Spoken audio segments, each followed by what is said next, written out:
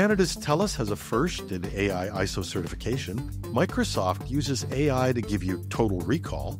Google is going after Microsoft's government clients in the light of recent security failures. And Scarlett Johanssen complains that OpenAI has stolen her. All this and more on the Can You Hear Me Now edition of Hashtag Trending. I'm your host, Jim Love. Let's get into it. Canada's telecommunications giant TELUS has become the world's first to have their generative AI customer support tool certified under the Privacy by Design ISO 31700-1 standard. The certification evidences TELUS's efforts to proactively embed privacy and data protection into the design and operation of its systems. As Pam Snively, TELUS's Chief Data and Trust Officer, stated, "Our responsible, ethical, and human-centric approach to technology design and data stewardship is the only way to ensure that generative AI delivers on its potential." In addition to its design approach, TELUS conducted robust testing to manage risks of generative AI, including a purple teaming approach that combines adversarial and defensive techniques, red and blue team, to validate the AI tool's robustness. From that, clear disclosures are provided on the tool's capabilities and limitations. Tobias Dengel, president of WillowTree, the TELUS subsidiary providing the Fuel iX engine, said, "User privacy is a key focus area, and this certification validates that commitment."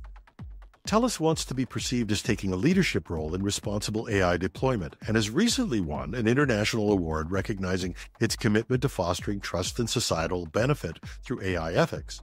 It's also the first telecommunications company in Canada to sign the Government of Canada's Voluntary Code of Conduct for Generative AI, which aims to ensure the transparent, equitable, and responsible development and deployment of Gen AI technology.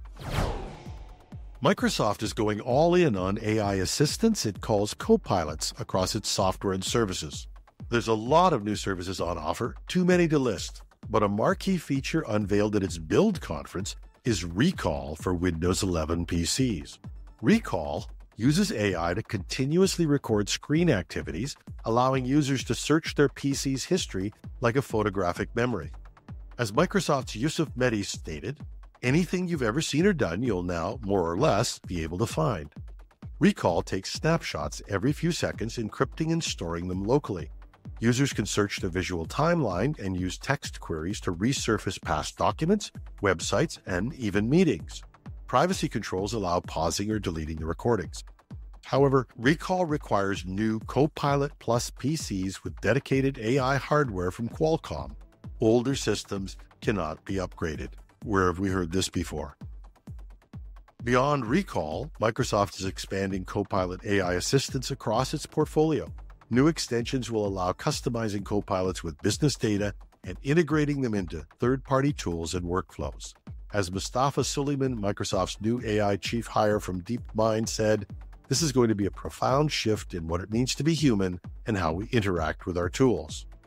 Critics are raising privacy concerns around features like Recall's recording capabilities, but Microsoft insists its AI efforts prioritize transparency and keeping users in control. If you aren't going to upgrade, or if you're a Mac user, have no fear, you can use what I use, which is called Rewind. It's free right now, and it'll remember what you've done on your PC or your Mac. And there are bound to be other tools like this. I'll leave a link in the show notes. Google has launched a direct attack on Microsoft's enterprise security credentials in the wake of several major email breaches suffered by the tech giant. In a new paper, Google hits Microsoft's inadequate security culture, highlighted in a U.S. government report on the 2023 Exchange Online intrusion. The report, if you remember, found Microsoft failed to prioritize security, correct inaccurate public statements, and determine how Chinese hackers obtained keys that allowed full access to government email accounts worldwide. Google contrasts this with its own transparency after a 2009 attack. Just months after the Exchange breach, Russian hackers also compromised Microsoft's corporate email accounts, an incident Microsoft said was still ongoing 5 months later with no resolution timeline.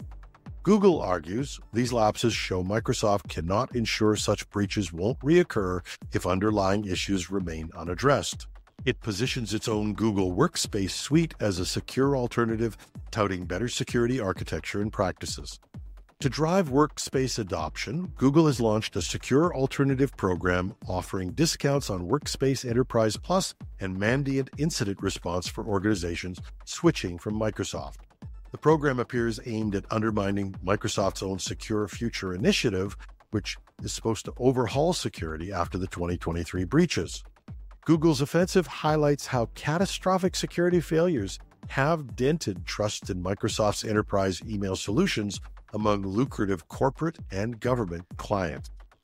Google's not alone in this, by the way. Other vendors smell the blood in the water and will be pushing hard to take market share from Microsoft. Actress Scarlett Johanssen has accused OpenAI of deploying an artificial intelligence voice that sounds eerily similar to her own, despite previously declining to lend her voice to the company. The controversy centers around OpenAI's new Sky chatbot voice, which was released last week. In a statement, Johanssen said she was shocked and angered when she heard the Sky voice, as it closely resembles her performance as the AI assistant Samantha in the 2013 film Her. Johanssen claims OpenAI's CEO Sam Altman had approached her last September about voicing their chatbot, saying her voice could help build trust between tech firms and creatives. But she turned down the offer for personal reasons. Just days before Sky's launch, Altman allegedly urged Johanssen to reconsider and then released the new voice anyway. Johanssen said she has hired lawyers and sent legal letters demanding transparency on how the Sky voice was created. OpenAI has denied intentionally imitating Johanssen, stating Sky's voice is not an imitation but belongs to a different professional actress. However, amid the backlash, the company said it would pause using the Sky voice. The dispute highlights the growing concerns around AI systems' use of copyrighted data and creative works without proper consent or compensation. It also follows recent strikes by actors over safeguards regarding AI replication of their voices and likenesses. And that's our show for today. We love your comments. Reach me at editorial@technewsday.ca. Show notes are at technewsday.ca or .com. Take your pick. I'm your host, Jim Love, and this is my real voice. Have a wonderful Wednesday.